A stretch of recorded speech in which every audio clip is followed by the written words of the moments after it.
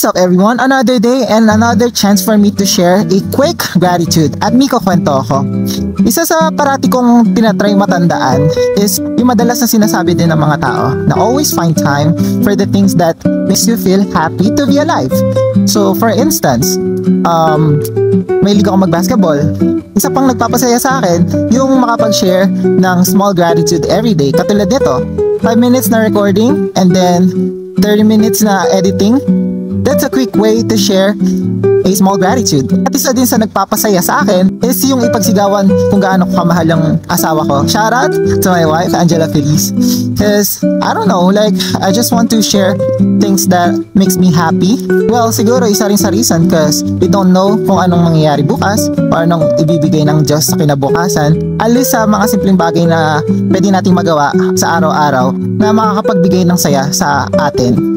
I think para sa akin napaka-essential nun. So yeah, that's my Miko kwento for today and thank you for listening. It's kinda gloomy. Yeah. Ayaw magpakita ng araw, nagtatago. Anyways, peace and God bless.